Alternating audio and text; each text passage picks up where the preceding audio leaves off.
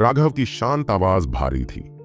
कुणाल, रघु, अभि और बाकी सभी की छवियां उसके दिमाग में उभर आईं। शायद उसे फिर कभी किसी और शानदार दावत और नशे की मस्ती का मौका नहीं मिल पाएगा, जैसा कि उसके जाने से पहले हुआ था। तुम्हें उन्हें क्यों छोड़ना पड़ा? नेहा ने उत्सुकता से पूछा। चलो चलते हुए बातें करते हैं। राघव और नेहा धीरे धीरे टहलते हुए उसे चुपचाप अपनी जवानी के बारे में बता रहे थे। तुम्हारा बचपन पूरा था, लेकिन मेरा तो आधा ही बचपन था। उसने उसे अपने बचपन की सारी बातें बताईं। शायद उसने अपनी भावनाओं को बहुत लंबे समय तक दबाए रखा था और आखिरकार उसे उन्हें बाहर निकालने की जरूरत थी। लेकिन उसने उसे सब कुछ बताया कि कैसे उसे लगातार परेशान किया जाता था, कैसे वह कई बार मौत से बाल बाल बचा था। उसे सब कुछ बताया, केवल वैद्यराज की यादों को गुप्त रखा। नेहा ने कभी नहीं सोचा था कि राघव ने इतने दुख और दर्द का अनुभव किया होगा। कोई आश्चर्य नहीं कि उसे हमेशा लगता था कि उसकी बुद्धि दूसरों से कहीं ज्यादा है। यह मजबूरी थी। अगर राघव ने दूसरों से ज्यादा बुद्धिमानी हासिल नहीं की होती तो वह पहले ही किसी और की साजिशों के तहत मर चुका होता। राघव की तुलना में उसकी जवानी बहुत ही शानदार रही थी। जब राघव ने उसे अपने दुर्भाग्य के बारे में बताया तो वह शर्मिंदा महसूस करने से खुद को नहीं रोक पाई। यह ऐसा था मानो कोई सम्राट किसी भिखारी से शिकायत कर रहा हो कि उसका मांस स्वादिष्ट नहीं है और उसके लिए पर्याप्त परिष्कृत नहीं है। राघव, क्या तुम्हें इतना कुछ सहना अन्यायपूर्ण नहीं लगता? नेहा ने पूछा। बेशक मुझे लगता है कि मेरे साथ अन्याय हुआ है, लेकिन मुझे रोने के लिए कोई उपयुक्त कंधा नहीं मिला है। राघव ने नेहा के कंधे पर नजर डाली। वह उछल पड़ी, जल्दी से एक कदम पीछे हट गई और सावधानी से बोली, झगड़ा मत करो। ये कैसा खिलवाड़ है? क्या अभी तुम मुझे गले लगाते हुए रोई नहीं थी? अब इसे बदल देना चाहिए। नेहा का चेहरा तुरंत लाल हो गया। उसने टालते हुए कहा, यह वैसा नहीं है, मैं एक औरत हूं। राघव ने बैठने के लिए एक साफ पत्थर ढूंढने से पहले बुदबुदाया। पेटी, दूर की ओर देखते हुए। कौन जाने वह क्या सोच रहा था। यह देखकर कि राघव ने जबरदस्ती शिकायत नहीं की, नेहा निश्चिंत हो गई। वह भी राघव के बगल में बैठ गई। अब जब आप मठ में शामिल हो गए हैं तो आपकी क्या योजनाएं हैं? उसने पूछा। खूब खाओ, खूब पियो, खूब खेलो और एक बिल्कुल नया और बेहतर बदमाश बन जाओ, राघव ने हंसते हुए कहा। मैं यहां गंभीर हूं, नेहा ने डांटा। यह बिल्कुल वैसा ही है जैसा तुमने कहा। हमारा शांतिपूर्ण आराम केवल अस्थायी है। एक क्रूर प्रतिस्पर्धा फिर से शुरू होने वाली है। किस तरह की प्रतियोगिता? राघव ने पूछा। यह अभी भी अज्ञात है। प्रत्येक पीढ़ी के लिए उनके पास कुछ अलग प्रतिस्पर्धा है, लेकिन यह हमेशा बहुत तीव्र होगी। हमें अपनी तैयारी खुद करनी चाहिए, अन्यथा यदि हम पर्याप्त संसाधन नहीं जुटा पाए तो हमारे गुटों की ताकत अन्य गुटों से बहुत पीछे रह जाएगी, नेहा ने चिंतित होकर कहा। नहीं, है ना? हम दोनों के यहां होने से यह कहा जा सकता है कि हम सभी 5 गुटों में सबसे मजबूत हैं। हम कैसे पीछे रह सकते हैं? राघव ने पूछा। नेहा ने समझाया। हालांकि मुझे नहीं पता कि आप इतने मजबूत क्यों हैं। मैं अनुमान लगा सकता हूं कि इसका निश्चित रूप से आपके साधना तकनीक से संबंध है। खेती की विधि जितनी मजबूत होगी, आप उतने ही धीमे स्तरों पर आगे बढ़ेंगे। मैं तुम्हें इतने लंबे समय से जानता हूं, लेकिन तुम अभी भी रक्त संघनन के अंतिम चरण में नहीं पहुंच पाए हो। इससे सब कुछ पता चल जाता है। हम सभी अनिवार्य रूप से रक्त संघनन के चरम पर हैं। हम अपने अंतिम रक्त संघनन के लिए 10,000 जानवरों के सार रक्त का उपयोग करने के लिए परीक्षण पुरस्कारों की प्रतीक्षा कर रहे हैं। फिर हम सभी सीधे टेंडन परिवर्तन क्षेत्र में आगे बढ़ेंगे। उस समय आपकी श्रेष्ठता पूरी तरह से गायब हो जाएगी। अब जाकर राघव को इस समस्या का एहसास हुआ। वर्तमान में प्रतिभाशाली लोगों के इस समूह में उसे एक वर्चस्ववादी माना जा सकता है, लेकिन एक बार जब सभी ने टेंडन परिवर्तन क्षेत्र में प्रवेश किया तो राक्षस श्रेणी के प्रतिभाशाली लोगों की तो बात ही छोड़िए, यहां तक कि वे साधारण आंतरिक शिष्य भी युद्ध शक्ति में उससे बहुत कमतर नहीं होंगे। इसके अलावा मठ में केवल 5 नए गुट ही नहीं हैं। जुआनेटियन मठ अन्य संप्रदायों जैसा नहीं है। उनके शिष्यों का चयन अलग अलग क्षेत्रों में विभाजित है। वे पूर्वी, पश्चिमी, दक्षिणी, उत्तरी और मध्य क्षेत्रों में विभाजित हैं। हम मध्य क्षेत्र में हैं। हम अभी भी नहीं जानते कि अन्य 4 क्षेत्रों से कितने मुख्य शिष्य आने वाले हैं, इसलिए प्रतिस्पर्धा निश्चित रूप से बेहद कड़ी होगी, नेहा ने समझाया। इस बार उसने वाकई राघव को डरा दिया था। मुकदमे की शुरुआत में उसने जो 30,000 लोगों को देखा था, वह ही चौंकाने के लिए काफी था। उसने कभी सोचा भी नहीं होगा कि एक ही समय में 5 ऐसी जगहें परीक्षण से गुजर रही थीं। ज्वांटियन मठ का शक्ति क्षेत्र बहुत बड़ा था, इसलिए तुम्हें विशेष रूप से जितनी जल्दी हो सके उतनी जल्दी साधना करनी चाहिए, अन्यथा तुम्हारी श्रेष्ठता जल्दी ही गायब हो जाएगी। सौभाग्य से अब जब मैंने और बहन अनुराधा ने अपने पूर्वजों के निशानों को पुनर्जीवित कर लिया है, तो हमारी रक्त रेखा शक्ति जागृत होने लगी है। हमारी रक्त रेखा के भीतर ऋणिक शक्ति हर दिन मजबूत होती जा रही है। तो शाम और अन्य लोग अब हमारे जैसे स्तर पर नहीं हैं, लेकिन अगर उनके पास बहुत सारे लोग एक साथ काम करते हैं तो भी हम उन्हें अकेले नहीं हरा पाएंगे। स्थिति बहुत आशावादी नहीं है, नेहा ने कहा। राघव ने गहरी सांस ली। वह भी थोड़ी तेजी से साधना करना चाहता था, लेकिन जैसे जैसे उसकी साधना का आधार बढ़ता गया और उसका भौतिक शरीर मजबूत होता गया, उसकी आगे बढ़ने की गति धीमी होती गई। 1 महीना बीत चुका था, लेकिन उसका रक्तसार अभी तक पूरी तरह से संतृप्त नहीं हुआ था। उसके पास अगले रक्त शुद्धिकरण से गुजरने और 7वें स्वर्ग चरण में प्रवेश करने का कोई रास्ता नहीं था। उसे याद आया कि ऊर्जा कंडेंसेशन क्षेत्र में प्रवेश करना उसके लिए कितना मुश्किल था। अब जैसे ही वह मध्य रक्त संघनन क्षेत्र में पहुंचा, उसकी गति बहुत धीमी हो गई थी। राघव को पहले से ही अंदाजा था कि टेंडन ट्रांसफॉर्मेशन में प्रवेश करना उससे कम कठिन नहीं होगा जितना कि ब्लड कंडेंसेशन में प्रवेश करने पर था, लेकिन वह इस मामले में भी असहाय था। असुरा सुतरा बॉडी आर्ट के नाम से जानी जाने वाली तकनीक अविश्वसनीय रूप से गहन थी। उसने केवल हिमशैल की नोक देखी थी। उसे कोई विचार नहीं था कि अपनी साधना की गति कैसे बढ़ाई जाए। राघव के अनुमान के अनुसार यदि वह दूसरे तारे एलियोथ तारे को संघनित कर सके, तो दोनों तारों के सुपरपोजिशन के साथ उसकी साधना की गति को बढ़ाना संभव होगा। लेकिन एलियोथ स्टार को संघनित करने के लिए उसे एलियोथ पिल को परिष्कृत करना था। उसे अब भी एलियोथ पिल के लिए जरूरी कई सामग्री जुटानी थी। वह एक बार में सिर्फ 1 कदम ही उठा सकता था, लेकिन राघव को अभी तक इस बात की चिंता नहीं थी। ऐसा इसलिए था क्योंकि उसके पास अभी भी एक त्रुप का पत्ता था। वह फ्लेम सैलामेंडर का निदान होगा जो उसे यहां आने के रास्ते में मिला था। जब तक वह फ्लेम सैलामेंडर के निदान को अवशोषित कर लेता, वह उस अस्तित्व का उपयोग करने में सक्षम हो जाता जो जानवर की लॉ रैंकिंग में 97वें स्थान पर था। अगर राघव उस जानवर की लॉ को नियंत्रित कर सकता है, तो अपनी शक्तिशाली आध्यात्मिक शक्ति के साथ उसकी लड़ाकू शक्ति एक बार फिर एक नए स्तर पर पहुंच जाएगी। फिलहाल उसे अमोदिता से मिलने का मामला टालना होगा। उसके लिए जल्दी से अपनी ताकत बढ़ाना ज्यादा जरूरी था। राघव के दिमाग में 2 चीजें थीं जो उसे करने की जरूरत थी। सबसे पहले निदान को अवशोषित करने के लिए सामग्री इकट्ठा करना था। यह थोड़ा और सरल था।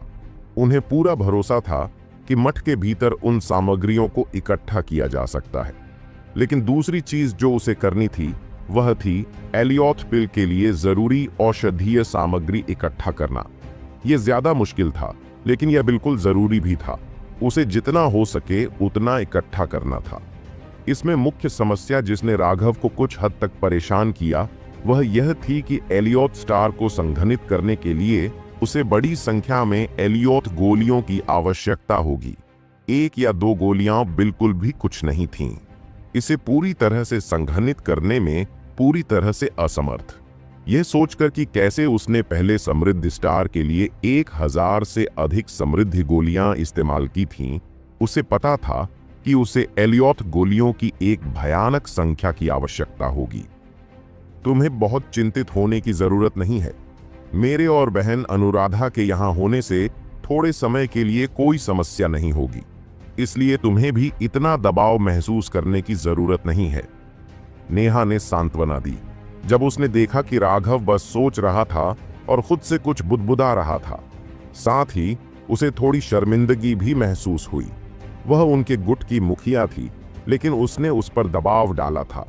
वह इस तरह से जिम्मेदारी और कर्तव्य से मुंह नहीं मोड़ सकती थी। मूल रूप से यह दबाव उसका होना चाहिए था, लेकिन उसे राघव पर भरोसा और निर्भरता थी जिसे वह भी पूरी तरह से नहीं समझ पाई थी, और इसलिए उसे उम्मीद थी कि राघव उसकी मदद कर सकता है। ठीक है, हमें अपने गुट को क्या नाम देना चाहिए? नेहा ने जानबूझकर विषय बदल दिया। पीक टैंग गेट? नहीं, यह नाम बहुत ही बेतुका है, और टैंग गेट सुनने में ऐसा लगता है जैसे यह मेरे परिवार का है। कुछ और? नेहा ने अपना सिर हिलाया। उसे यह भड़कीला नाम बिल्कुल पसंद नहीं आया। Black dragon group? राघव ने दूसरा सुझाव दिया। नहीं, इससे तो हम गुंडों के गिरोह की तरह लगते हैं। यह काफी सुंदर नहीं है। तो फिर चलो इसे peak Tang black dragon group कहें। उफ, ये कोई मजाक नहीं है, थोड़ा और गंभीर हो जाओ। नेहा को इस बात की चिंता क्यों थी कि वह बहुत ज्यादा दबाव महसूस कर रहा है। इस बदमाश को तो यह भी नहीं पता था कि दबाव महसूस करने का क्या मतलब होता है। दोनों ने इस पर काफी देर तक चर्चा की और आखिरकार सूर्यास्त से ठीक पहले एक प्रभावशाली और शानदार नाम सामने आया, हेवन अर्थ फैक्शन। इस तरह नेहा हेवन अर्थ फैक्शन का नेता बन गया। किसी को भी अभी तक यह नहीं पता था कि उस दिन से स्वर्ग पृथ्वी गुट जुआनतियान मठ के इतिहास में हमेशा के लिए याद किया जाने वाला नाम बन जाएगा। 3 दिन का समय जल्दी ही बीत गया। तीसरा दिन खत्म होते होते सबका मनोबल बढ़ चुका था। जीवन और मृत्यु के उस अनुभव के बाद, रक्त और अग्नि के मिश्रण के बाद, बिगड़े हुए शिष्यों के इस समूह के भीतर की प्रतिभा अंततः खिलने लगी थी। हालांकि यह नहीं कहा जा सकता कि उन्होंने अपनी तीक्ष्णता पहले ही उजागर कर दी है, लेकिन कम से कम अब वे बेकार लोगों का समूह नहीं रह गए थे। उनमें पहले से ही विशेषज्ञों की भ्रूण जैसी छवि थी। हजारों शिष्य जुआनटियन चौक में इकट्ठे हुए थे। सैकड़ों मील चौड़ा यह विशाल चौक शोर से भरा हुआ था। चौक के बीचों बीच सैकड़ों मीटर ऊंची एक विशाल मूर्ति थी। वह मूर्ति एक ऐसे आदमी की थी जिसके हाथ में तलवार थी। वह आसमान की ओर इशारा करते हुए दुनिया को नष्ट करने की इच्छा रखता था। कहा जाता है कि वह मूर्ति जुआनतियान दाओ संप्रदाय के पूर्वज संस्थापक की थी। हालांकि यह मूर्ति ऐसी लगती थी मानो जुआनतियान मठ की स्थापना से पहले ही यहाँ मौजूद थी। समय के क्षरण के बाद यह पहले से ही कुछ हद तक टूट चुकी थी, लेकिन उस घृणित इच्छा में जरा भी बदलाव नहीं आया था। उस विशाल प्रतिमा के नीचे हरे वस्त्र पहने सैकड़ों शिष्य उन्मत्तता पूर्वक भाग दौड़ कर रहे थे। उनमें पुरुष और महिलाएं दोनों थे, लेकिन ज्यादातर महिलाएं ही थीं। वे इस समय घबराकर शिष्यों की भुजाओं में कुछ छोटी सीरिंज डाल रहे थे। खून की एक बूंद निकालकर उसे धातु के बर्तन में डालने के बाद उन्होंने उस शिष्य का नाम, लिंग, आयु और अन्य जानकारी भी दर्ज की। चौक के किनारे एक बड़े पेड़ के नीचे 2 युवक बैठे थे। उनमें से एक उस मूर्ति को आंखें मूंद कर देख रहा था। कुछ देर तक घूरने के बाद उसने दूसरे से पूछा, अर्जुन, क्या तुम सच में जानते हो कि हमें आखिर में ऊपर जाना चाहिए? अर्जुन ने आत्मविश्वास से कहा, मेरा विश्वास करो बॉस। मेरी जानकारी के अनुसार रक्त एकत्र करने वाले सभी लोग नए हैं जो अभी अभी संप्रदाय में शामिल हुए हैं। उन्हें रक्त एकत्र करने देना उनके लिए एक परीक्षा है।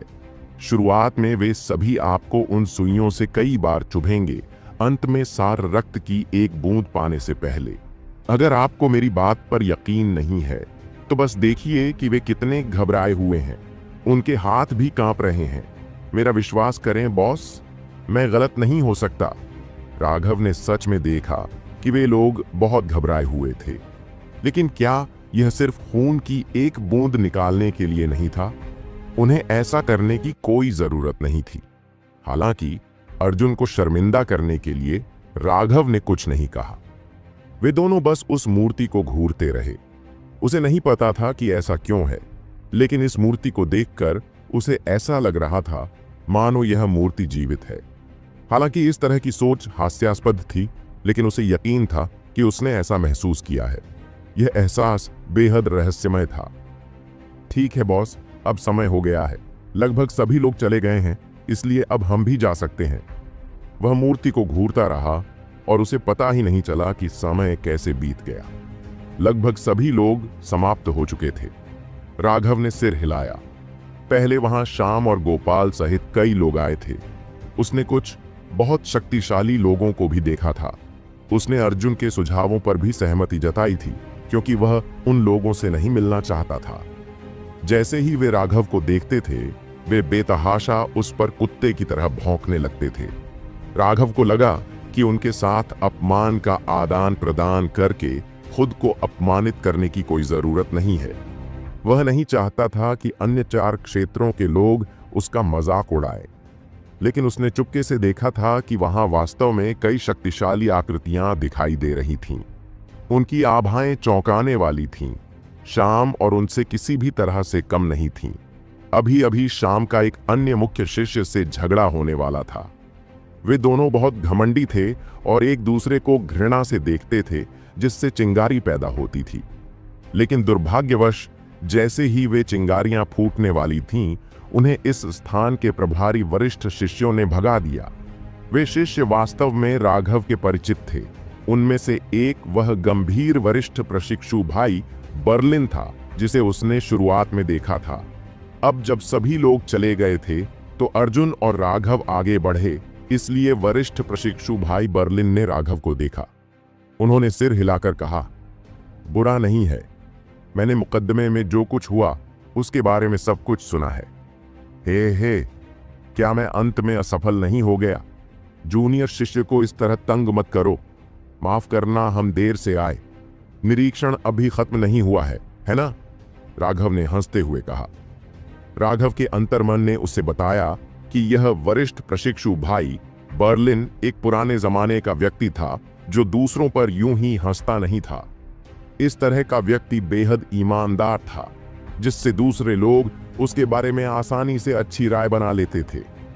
तुम देर से नहीं आए हो, मुझे अभी भी कुछ काम करना है, इसलिए मैं जा रहा हूं। वरिष्ठ प्रशिक्षु भाई बर्लिन मुड़ा और चला गया, लेकिन ऐसा करने से पहले उसकी आंखों में एक अजीब सी रोशनी चमक उठी। राघव को तुरंत लगा कि कुछ गड़बड़ है। पंजीकरण के लिए जगह की ओर देखते हुए उसने देखा कि वहां 1 दर्जन से ज्यादा लड़कियां थीं, जो अपनी वरिष्ठ प्रशिक्षु बहन की डांट से लाल हो गई थीं। उसे कुछ भी पता नहीं था कि वे क्या कर रहे थे। पंजीकरण के प्रभारी लोगों में से एक बस अपने ब्रश से उबाऊ ढंग से खेल रहा था। आपको परेशान करने के लिए क्षमा करें, लेकिन हम देर से आए हैं। क्या हम अभी भी पंजीकरण करा सकते हैं? अर्जुन ने विनम्रता से कहा। वह व्यक्ति राघव और अर्जुन की ओर देखने लगा। उसके चेहरे पर खुशी की लहर थी। ऐसा लग रहा था जैसे उन्होंने अभी अभी उसकी जान बचाई हो। उसने उत्साह से अपने पीछे खड़े लोगों को आवाज लगाई, तुम में से जो लोग ट्रायल पूरा नहीं कर पाए हैं, जल्दी से आ जाओ, यहां 2 और लोग हैं। वे युवतियां जो हताश होकर डांट खा रही थीं, तुरंत ऐसा महसूस करने लगीं जैसे उन्होंने स्वर्ग की आवाजें सुन ली हों, और वे राघव और अर्जुन को घूरने लगीं। वे दोनों डर गए। वे भूखे भेड़ियों की तरह 2 भेड़ों को देख रहे थे। 1/4 घंटे बाद अर्जुन और राघव दोनों निराश होकर प्लाजा से चले गए। उनकी पूरी ऊपरी भुजाएं ऐसी लग रही थीं जैसे उन्हें मधुमक्खियों ने काट लिया हो। अपने जीवन के सभी वर्षों में राघव को कभी भी दूसरों द्वारा प्रयोग की जाने वाली वस्तु के रूप में इस्तेमाल नहीं किया गया था, लेकिन उन प्यारी और दयनीय छोटी बहनों के सामने वह कैसे मना करने का दिल कर सकता था। उस परीक्षण के प्रभारी व्यक्ति ने कहा था कि यदि उन युवतियों की तकनीक संतोषजनक नहीं हुई तो उन्हें वहां से चले जाने पर मजबूर किया जाएगा। परिणाम स्वरूप उन बहनों ने उनसे मदद की भीख मांगी थी। अर्जुन और राघव ने उनके सामने आत्मसमर्पण कर दिया था, जिसके परिणाम स्वरूप यह दुखद अंत हुआ। अर्जुन, यह तुम्हारी योजना थी? राघव ने गहरी सांस ली, अपनी आवाज से घृणा को छिपाने की कोशिश की। हालांकि उसने पाया कि वह वास्तव में ऐसा करने में असमर्थ था। उस बारे में, बॉस, यह निश्चित रूप से सिर्फ एक अपवाद था। अगली बार ऐसा फिर नहीं होगा। अर्जुन भी उदास था। कोई भी उम्मीद नहीं कर सकता था कि स्थिति इस तरह खत्म हो जाएगी। ज्वांटियन मठ बहुत बड़ा था, इसलिए वापस पैदल चलने में भी काफी समय लग गया।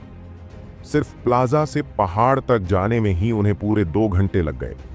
जब तक वे वापस आए तब तक सभी लोग पहले से ही इकट्ठे हो चुके थे। नेहा ने उन दोनों को गुस्से से घूरते हुए कहा, तुम दोनों क्या कर रहे थे? जल्दी करो, पुरस्कार पहले से ही बांटे जा रहे हैं। तभी राघव को एहसास हुआ कि सबके सामने एक छोटा सा जग रखा हुआ है। वो जग शराब के जग जैसे ही थे, लेकिन उसे आश्चर्य हुआ कि इनके अंदर क्या है। अर्जुन को एक जग दिया गया, लेकिन राघव के हिस्से के लिए नेहा ने उसे नहीं दिया। जगों के अंदर 10,000 जानवरों का सार रक्त है। सार रक्त को अंदर अवशोषित करें और आपके शरीर की रक्त ऊर्जा चरम पर पहुंच जाएगी, जिससे आपको एक निर्दोष उन्नति का उच्च मौका मिलेगा। सभी लोग उत्साह से जगहों के अंदर भरे तरल पदार्थ को देखने लगे। उनमें से अधिकांश को स्पष्ट रूप से पता था कि वह क्या है।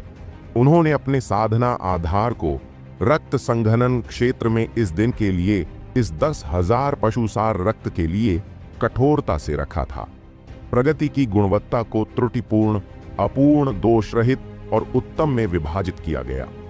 धर्मनिरपेक्ष दुनिया में लगभग सभी प्रगतियां त्रुटिपूर्ण थीं। ऐसी प्रगति का व्यक्ति की नींव पर अस्थिर प्रभाव पड़ता है, जो उसके भविष्य की साधना में एक बड़ी बाधा बन जाती है। लेकिन इसके अलावा कोई रास्ता नहीं था। ज्यादातर मार्शल आर्टिस्ट के पास मजबूत नींव बनाने के लिए जरूरी शक्तिशाली संसाधन नहीं थे। यह एक ऐसी नियति थी जिसे बदलना बहुत मुश्किल था। अगला स्तर अपूर्ण था, जो आमतौर पर सबसे शक्तिशाली मिश्रा परिवार के शिष्यों द्वारा प्राप्त किया जाने वाला उच्चतम स्तर होता था। आगे बढ़ने पर यह नींव पर थोड़ी अपूर्णता छोड़ देता था। इसका निश्चित रूप से उनके भविष्य की साधना पर प्रभाव पड़ता था, लेकिन यह एक दोषपूर्ण उन्नति के प्रभाव से बहुत कम था। तीसरा स्तर दोष रहित था, जिसे प्राप्त करने के बारे में अनगिनत विशेषज्ञ सपने देखते थे।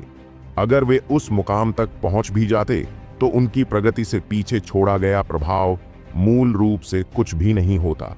जहां तक अंतिम स्तर की बात है, उसे परफेक्ट कहा गया।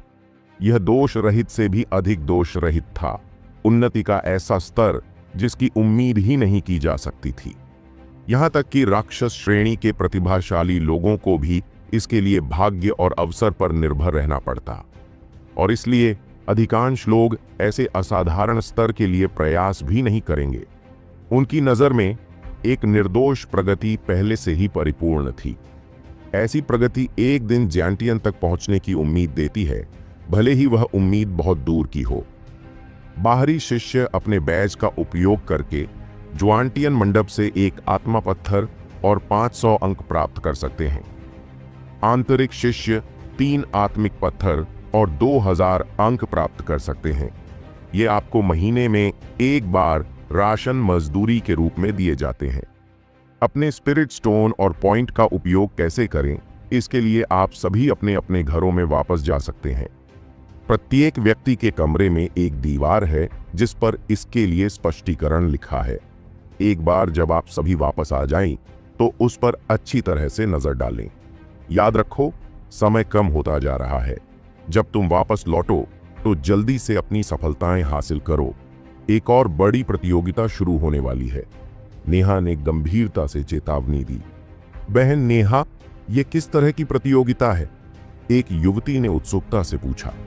नेहा ने थोड़ा मुस्कुराते हुए कहा, मैं अभी आपको नहीं बता सकती, लेकिन आपको बस इतना जानना है कि हम जितने ज्यादा मजबूत होंगे, हम उतने ज्यादा फायदे और संसाधन पा सकेंगे।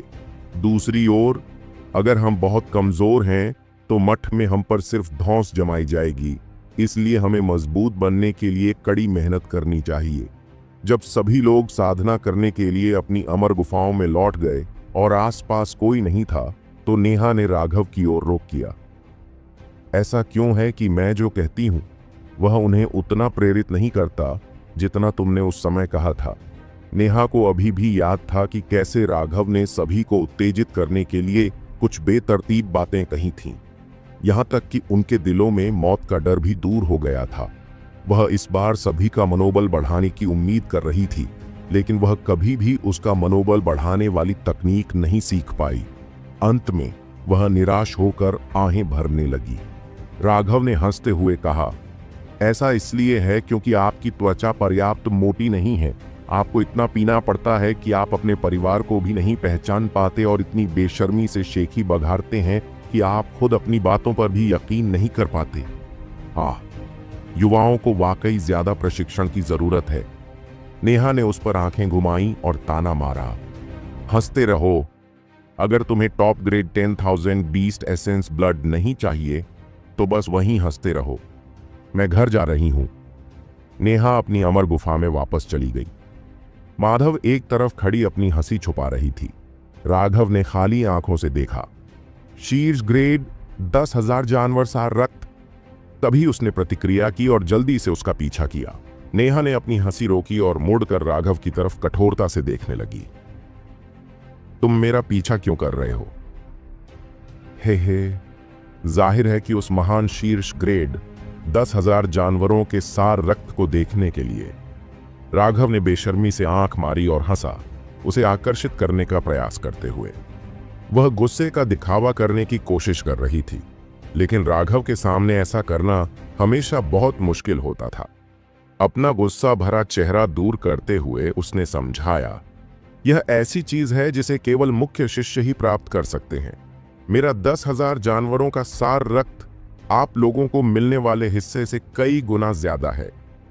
मैं तुम्हें अभी आधा दे दूंगा, लेकिन तुम्हें मुझसे वादा करना होगा कि तुम हमेशा मेरा साथ दोगे और मेरा मनोबल बढ़ाने में मदद करोगे। इसके अलावा तुम अब और मजाक नहीं कर सकते। आधा? तो क्या तुम्हारे पास पर्याप्त नहीं होगा? राघव ने पूछा। अगर मैं इसे संयम से इस्तेमाल करूं तो यह पर्याप्त होना चाहिए। नेहा भी अनिश्चित थी। मेरा हिस्सा कहां है? राघव ने पूछा कि उसका असली जार कहां था। नेहा ने उसे एक जार दिया।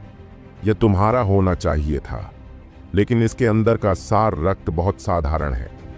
आपका भौतिक शरीर दूसरों की तुलना में बहुत अधिक शक्तिशाली है, इसलिए आपको मुझसे ज्यादा 10,000 जानवरों के सार रक्त की जरूरत है।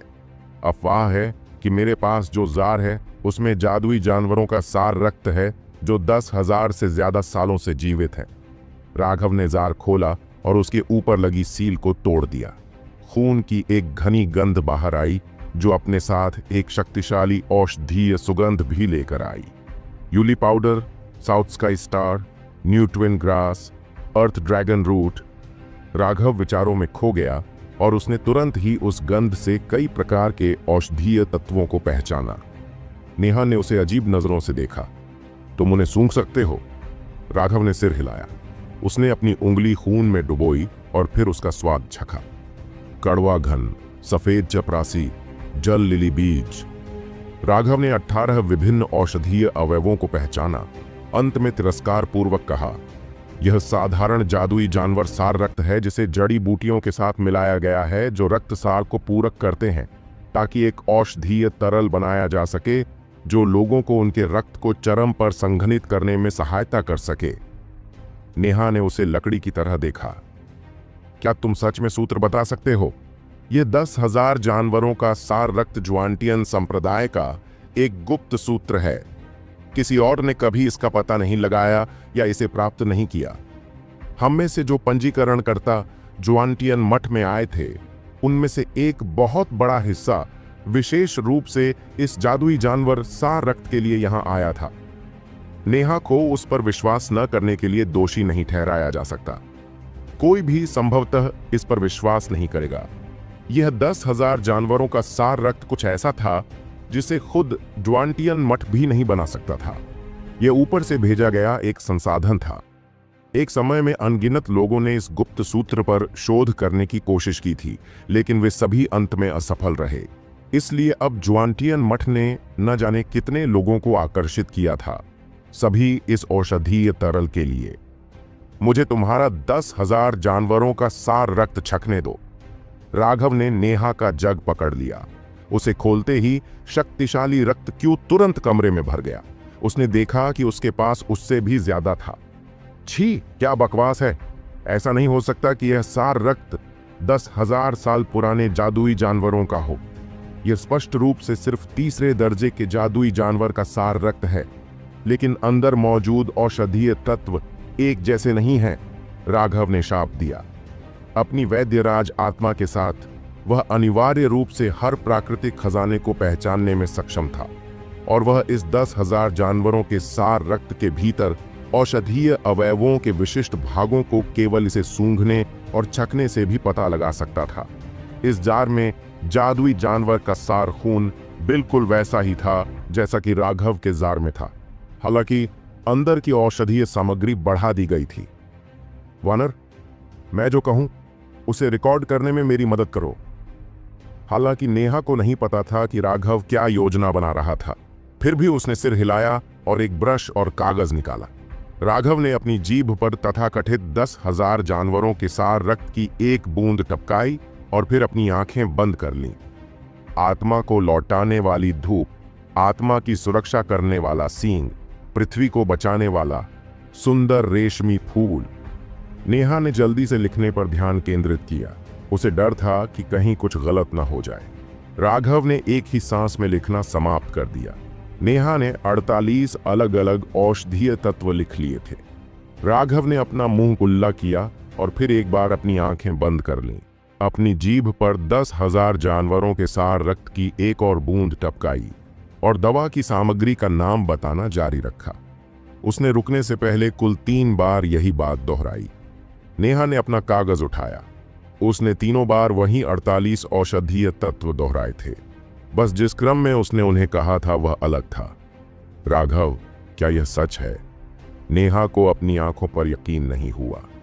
अगर दूसरे लोगों को पता चले कि राघव ज्वांटियन संप्रदाय के गुप्त सूत्र को समझ सकता है, तो यह निश्चित रूप से हथियारों और हथियारों को आकर्षित करेगा। कुछ भी गलत नहीं होना चाहिए। जब तक आप तीसरे दर्जे के जादुई जानवर का सार रक्त इकट्ठा कर सकते हैं, मैं यह तथाकथित 10,000 जानवर सार रक्त बना सकता हूं। राघव वास्तव में अंदर से अवाक रह गया जब उसने 10,000 भाग का उल्लेख किया। यह पूरी तरह से धोखा था कि यह 10,000 साल से भी पुराने जादुई जानवरों का सार रक्त था। तीसरी श्रेणी के जादुई जानवर केवल 2,000 साल तक ही जीवित रह पाते थे। 10,000 साल पुराने जादुई जानवर को कम से कम चौथी रैंक तक तो पहुंचना ही था। क्या वे जानबूझकर दूसरों को धोखा नहीं दे रहे थे? उन विशाल संप्रदायों के लिए भी इस सूत्र को खोजने के लिए प्रयोगों में चौथी रैंक के जादुई जानवर के सार रक्त का उपयोग करने के लिए उन्हें बहुत अधिक लागत आएगी। ये कोई आश्चर्य की बात नहीं थी कि इतने सालों के बाद भी कोई भी उनके गुप्त सूत्र का पता लगाने में कामयाब नहीं हुआ था। ऐसा इसलिए था क्योंकि उनके साथ छल किया गया था। ज्वांटियन मठ वास्तव में कुशल था। इस धोखे ने पूरी तरह से अपनी भूमिका निभाई थी। नेहा, तुम इस जादुई जानवर सार रक्त को अवशोषित कर सकते हो। हालांकि यह केवल तीसरे दर्जे का जादुई जानवर सार रक्त है, लेकिन इन 48 औषधीय अवयवों के साथ मिश्रित होने के बाद रक्त पूरी तरह से सक्रिय हो जाएगा। जब तक तुम इसे अवशोषित करते हो, तुम्हारे रक्त के भीतर की सभी अशुद्धियां पूरी तरह से बाहर निकल जाएंगी और एक परिपूर्ण उन्नति में कोई समस्या नहीं होगी। परंतु आप मेरी चिंता मत करो, मैं इसे आसानी से खुद बना सकता हूं। इसके अलावा अगर मैं इसे अवशोषित भी कर लूं, तो मैं टेंडन ट्रांसफॉर्मेशन क्षेत्र में आगे नहीं बढ़ सकता। यह एक बर्बादी होगी। राघव ने सलाह दी। वह नेहा का बहुत आभारी था। वह वास्तव में एक दयालु लड़की थी। उसने सिर हिलाया और अपना हाथ ऊपर उठाया। उसकी आध्यात्मिक शक्ति फैल गई। यह कहने की जरूरत नहीं थी कि नेहा की आध्यात्मिक शक्ति बहुत महान थी। जार के अंदर से जादुई जानवर का सार खून धीरे धीरे नेहा के सामने तैरने लगा। उसने धीरे से अपनी आंखें बंद कर लीं। सार रक्त की गेंद के चारों ओर अपना हाथ रखकर उसने उसके भीतर से ऊर्जा को अवशोषित करना शुरू कर दिया। राघव चुपके से अमर गुफा से बाहर निकल गया। माधव को बाहर देखकर उसे पता चल गया कि वह नेहा की रखवाली करने के लिए वहां आई है। उसका अभिवादन करने के बाद राघव ने एकांत जगह ढूंढी। अपना हाथ जग के अंदर रखते ही उसकी आध्यात्मिक शक्ति का संचार होने लगा और उसकी हथेली पर एक भंवर दिखाई दिया जो जादुई जानवर के सार रक्त को सोखने लगा। बस कुछ ही सांसों में सारा सार गर्भित रक्त उसके द्वारा पूरी तरह अवशोषित कर लिया गया। नेहा की कोमल पद्धति की तुलना में राघव एक भूखे भेड़िए की तरह था जो एक ही कौर में सब कुछ निगल गया। जैसे ही जादुई जानवर का सार रक्त उसके शरीर में पहुंचा, राघव का खून तुरंत बढ़ने लगा और तेजी से प्रसारित होने लगा। अगर अन्य लोगों को पता चले कि राघव ने सार रक्त को अवशोषित करने के लिए इस तरह की विधि का उपयोग किया है तो वे डर के मारे मर जाएंगे। वह जादुई जानवर का सार रक्त था, मानव रक्त नहीं। यह मानव रक्त के साथ बहुत अधिक टकराएगा। इसे जल्दी से अवशोषित करने से रक्त वाहिकाओं के भीतर एक बड़ा विस्फोट हो जाएगा। कम गंभीर मामलों में यह रक्त वाहिकाओं को फटने का कारण बनेगा। गंभीर मामलों में यह पूरे शरीर को विस्फोट कर सकता है।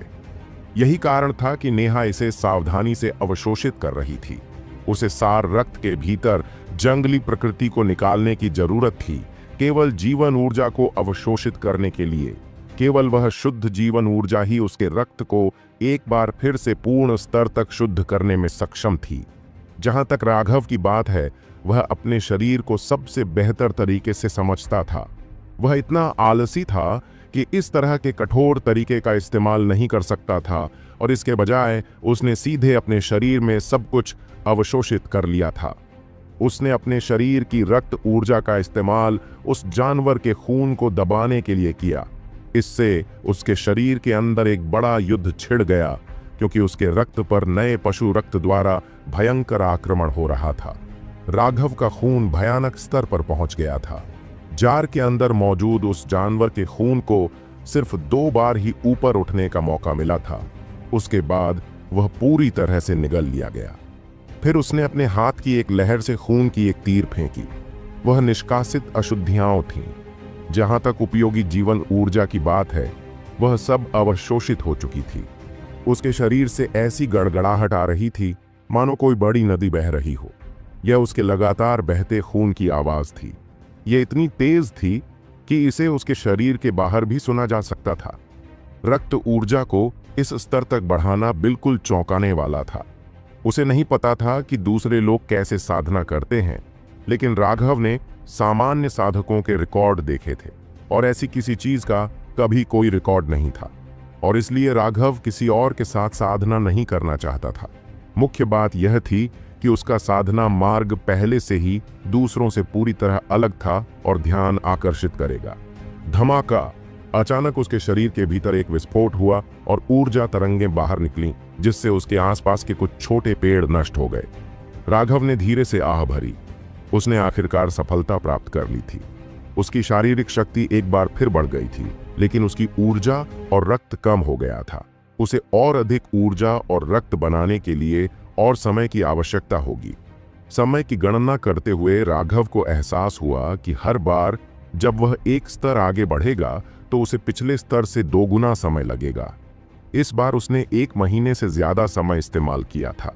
वह अब 7वें स्वर्ग चरण पर था। उस गति के अनुसार 8वें स्वर्ग चरण के लिए 2 महीने लगेंगे, 9वें स्वर्ग चरण के लिए 4 महीने लगेंगे और फिर टेंडन परिवर्तन क्षेत्र में आगे बढ़ने के लिए 8 महीने लगेंगे। इस हिसाब से क्या उसे टेंडन ट्रांसफॉर्मेशन के दायरे तक पहुंचने के लिए 1.5 साल की जरूरत नहीं होगी?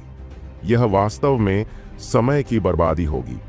शायद अगर वह साधारण शिष्यों से लड़ता तो वह अपनी दिव्य अंगूठी को बुलाकर विभिन्न स्तरों पर लड़ सकता था, लेकिन अगर उसका सामना मूल शिष्यों के स्तर पर होता तो क्या उसे कुत्ते बनने के लिए मजबूर नहीं किया जाता? इसके अलावा 1.5 साल का समय एक रूढ़िवादी अनुमान था। यह संभव से भी अधिक था कि इसमें और अधिक समय लग सकता था।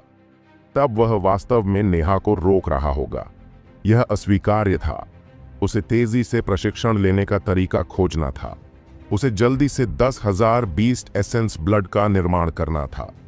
जब राघव अमर गुफा में वापस लौटा तो उसने देखा कि नेहा अभी भी उस सार रक्त को ध्यान से सोख रही थी। लेकिन उसने यह भी देखा कि उसका चेहरा लाल था और उसकी आभा पहले से ही अस्थिर थी। यह एक संकेत था कि वह आगे बढ़ने वाली थी।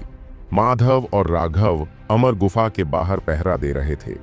हालांकि वे जानते थे कि यह जगह बेहद सुरक्षित है, फिर भी उन्हें डर था कि कोई इस समय नेहा को चौंका न दे।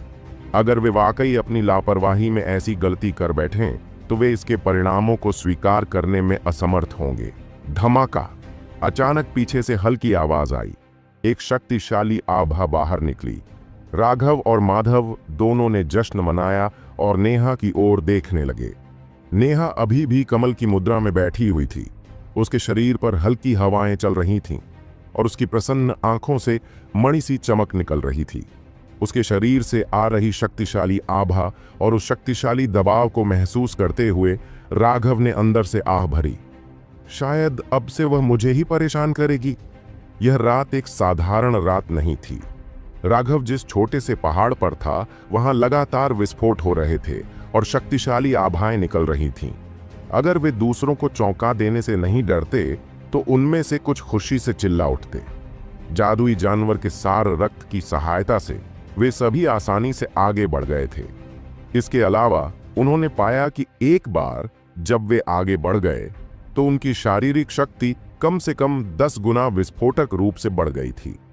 अपनी आभा को प्रसारित करते हुए उन्होंने पाया कि प्रतिरोध का जरा भी अंश नहीं था, जिसका अर्थ था कि वे एक दोष रहित उन्नति के स्तर पर पहुंच गए थे।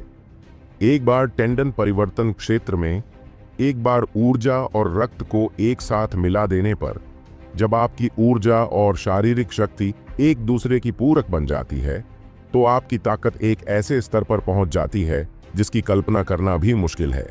यह टेंडन परिवर्तन क्षेत्र का भयानक पहलू था। साधना जगत में एक कहावत भी थी, 3 स्तर 1 खाई। इसका अर्थ यह था कि साधना में जब भी आप तीसरे स्तर पर पहुंचते थे तो स्तरों को अलग करने वाली एक बड़ी स्वर्गीय खाई होती थी। छोटे क्षेत्रों के संदर्भ में तीसरा स्वर्ग चरण एक बड़ी विभाजन रेखा का प्रतिनिधित्व करता था। प्रारंभिक से मध्य चरणों तक एक बड़ा अंतर था जिसे पार करना मुश्किल था। छठा हेवन स्टेज और 9वां हेवन स्टेज 3 के गुणक थे और उन्होंने भी इसी तर्क का पालन किया। उन स्तरों पर कठिनाई बढ़ गई, लेकिन एक बार जब आप उन स्तरों को पार कर गए तो आपकी लड़ाकू शक्ति भी बहुत बढ़ जाएगी। और इस प्रकार 3 के गुणकों को आधार मानकर प्रारंभिक, मध्य और अंतिम चरण स्पष्ट विभाजन रेखाएं थीं जिन्हें पार करना कठिन था। और टेंडन परिवर्तन क्षेत्र प्रमुख क्षेत्रों का पहला तीसरा हिस्सा होगा। सबसे पहले ऊर्जा संघनन, फिर रक्त संघनन और फिर अंत में तीसरा था टेंडन परिवर्तन। इसलिए इन प्रतिभाशाली शिष्यों के परिवारों ने इस क्षेत्र को अविश्वसनीय रूप से महत्वपूर्ण माना। उन्होंने अपनी प्रतिभाशाली जूनियर पीढ़ी को मरने के खतरे के बावजूद ज्वांटियन मठ में भेजा। यह सब इस निर्दोष उन्नति के लिए। वे सभी प्रतिभाशाली थे जिनके पास कम से कम कांस्य आत्मा जड़ें थीं। एक निर्दोष उन्नति को जोड़ते हुए उनकी नींव अब माउंट ताई की तरह स्थिर थी। उनकी लड़ाकू ताकत भी बिल्कुल चौंकाने वाली होगी। यही कारण था कि ये प्रतिभाशाली लोग धर्मनिरपेक्ष दुनिया के टेंडन ट्रांसफॉर्मेशन विशेषज्ञों को आसानी से मार सकते थे, लेकिन अपने वरिष्ठ प्रशिक्षु भाइयों के सामने जो टेंडन ट्रांसफॉर्मेशन विशेषज्ञ भी थे, वे एक शब्द भी बोलने में असमर्थ थे। धर्मनिरपेक्ष दुनिया और साधना जगत के टेंडन परिवर्तन विशेषज्ञों के बीच अंतर इतना अधिक था कि वे एक ही स्तर पर नहीं थे। अब ये प्रतिभाशाली लोग भी टेंडन परिवर्तन में सफल हो गए थे। हालांकि उनकी आभा अभी भी स्थिर नहीं हुई थी, क्योंकि वे अभी अभी ही आगे बढ़े थे। उन्हें पूरा भरोसा था कि धर्मनिरपेक्ष दुनिया के 100 से ज्यादा टेंडन ट्रांसफॉर्मेशन विशेषज्ञ भी उन्हें जरा भी नुकसान नहीं पहुंचा पाएंगे। यह वह आत्मविश्वास था जो एक निर्दोष प्रगति से आया था। अचानक एक वसंत ऋतु की हवा बही। हजारों पेड़ खिल उठे। उगते सूरज को देखकर राघव भावुक होकर यह पंक्ति बुदबुदाने लगा। राघव के पीछे से हल्की हंसी की आवाज आई। नेहा मुस्कुरा रही थी। लाल सूर्योदय की पृष्ठभूमि में वह किसी देवी की तरह दिख रही थी। वह हंसी, इतनी सुंदर कविता तुम्हारे मुंह से इतनी दुहक भरी क्यों लग रही है? क्या तुम अभी भी कड़वे हो? राघव ने आंखें घुमाई। क्या तुम्हें पूछना भी है? हर कोई खिल रहा है, जबकि मैं बिल्कुल भी आगे नहीं बढ़ रहा हूं। नेहा ने जब देखा कि वह कितना दुखी था, तो वह और भी हंसी। उसके कंधे को धीरे से थपथपाते हुए उसने बड़ी बहन की तरह व्यवहार किया और कहा, चिंता मत करो। अब जब बड़ी बहन टेंडन परिवर्तन क्षेत्र में आगे बढ़ गई है और एक पूर्ण उन्नति के साथ, मैं गारंटी देती हूं कि मैं तुम्हें कोई नुकसान नहीं होने दूंगी। जब वह आगे बढ़ी तो उसके माथे पर पूर्वजों का निशान एक बार फिर प्रकट हो गया, जिससे पूरी गुफा में रोशनी फैल गई और उसकी आभा बढ़ गई। उस समय राघव बहुत आश्चर्यचकित था। अब उसने जो कहा उससे उसे तुरंत समझ में आ गया कि यह शायद एक पूर्ण उन्नति की अभिव्यक्ति थी। नेहा की खुशी देखकर हालांकि उसे जलन नहीं हुई, फिर भी उसे यह एहसास बिल्कुल पसंद नहीं आया। क्या उसे अपनी सुरक्षा के लिए वाकई एक महिला पर निर्भर रहने की जरूरत थी? फिर क्या वह राघव भी हो सकता है? क्या तुम्हें विश्वास नहीं है कि मैं तुम्हारी रक्षा कर सकता हूं? नेहा ने पूछा, जब उसने देखा कि वह कितना उदास था। राघव ने अपना सिर हिलाया। मुझे विश्वास है कि तुम मेरी रक्षा कर सकती हो, लेकिन मुझे लगता है कि तुम जैसी खूबसूरत महिला का स्वभाव मौसम की तरह बदलता रहता है। मुझे लगता है कि अगर तुम सच में मेरी रक्षा करना चाहती हो तो तुम्हें बस अपना दिल मुझे दे देना चाहिए। इस तरह मैं राहत महसूस करूंगी। अय्या। राघव ने अभी अपनी बात पूरी भी नहीं की थी कि नेहा ने उसे जोरदार लात मार दी।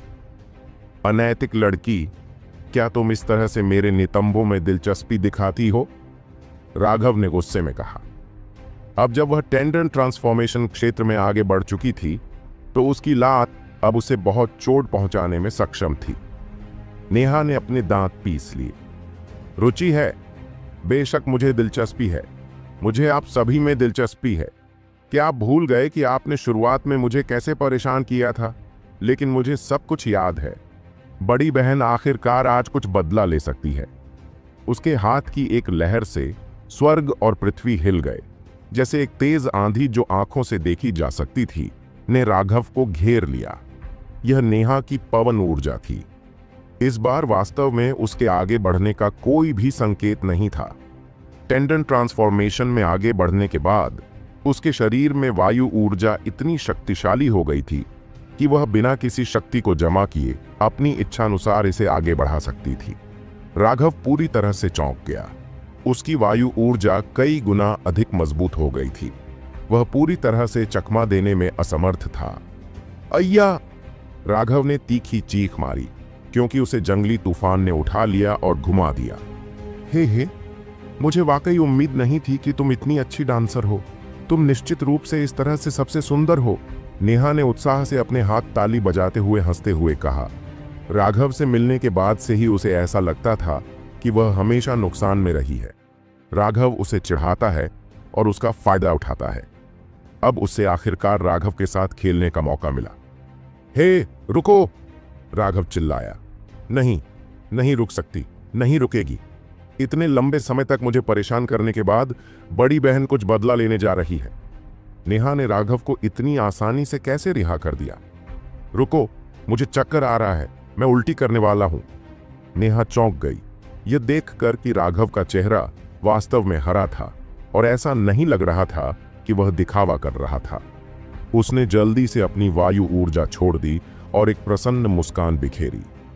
ठीक है, इस बार मैं तुम्हें छोड़ दूंगी। चलो देखते हैं कि तुम फिर से हिम्मत करते हो या नहीं। आह! जैसे ही राघव को छोड़ा गया, वह चक्कर खाकर लड़खड़ाने लगा और नेहा से टकरा गया, जो उसे उपदेश दे रही थी। वे दोनों जमीन पर गिर पड़े। इस बार राघव ऐसा जानबूझकर नहीं कर रहा था। उसे वाकई बहुत चक्कर आ रहा था। जब वह बच्चा था और गोल गोल घूमता था तो वह सिर्फ 10 बार ही गोल गोल घूम पाता था और फिर उसे उल्टी होने लगती थी। अभी तक तो उसे नेहा ने 100 से ज्यादा बार घुमाया था। कहने की जरूरत नहीं कि एक आम इंसान भी इसे बर्दाश्त नहीं कर पाएगा, और राघव के लिए तो यह और भी बुरा था क्योंकि उसे बहुत जल्दी चक्कर आ जाता था। अगर नेहा ने ऐसा करना जारी रखा होता तो उसे उल्टी हो जाती। जब उसने उसे छोड़ा तो उसने तुरंत महसूस किया कि दुनिया उसके चारों ओर घूम रही है। उसके सिर के चारों ओर तारे घूम रहे थे। खड़े रहने में असमर्थ वह सहारे के लिए कुछ ढूंढ रहा था, तभी वह एक देवी पर गिर गया। राघव द्वारा इस तरह गले लगाए जाने के बाद नेहा एक पल के लिए बुरी तरह डर गई। उसका दिल जोरों से धड़कने लगा और उसका चेहरा पहले से ही पूरी तरह लाल हो गया था। किसी कारण से उसे भी अपने दिल में एक अनजान सी भावना रेंगती हुई महसूस हुई। वह एहसास उसके लिए बहुत अजीब था। उसके शरीर से आती हुई पुरुष गंध को महसूस करते हुए वह संघर्ष करना भूल गई। तुम लोग क्या कर रहे हो? माधव ने अभी अभी टेंडन ट्रांसफॉर्मेशन में प्रवेश किया था। पहले नेहा उसकी रखवाली कर रही थी, लेकिन अब जब वह समाप्त हो गई और बाहर चली गई तो उसने तुरंत देखा कि राघव नेहा को गले लगा रहा है और दोनों जमीन पर पड़े हैं। नेहा ने चौंक कर चीख मारी और राघव को धक्का देकर दूर कर दिया। उसका चेहरा सेब की तरह लाल हो गया था और वह कुछ भी कहने में असमर्थ थी। नेहा, तुम फिर से राघव को परेशान कर रही हो, माधव ने उदास होकर कहा। क्या? यह स्पष्ट रूप से राघव मुझे धमका रहा है। नेहा को थोड़ा अन्याय महसूस हुआ। तथ्य आपके सामने है। राघव को देखो, उसकी आंखें नीली हैं, उसकी त्वचा हरी है, उसके होंठ बैंगनी हैं।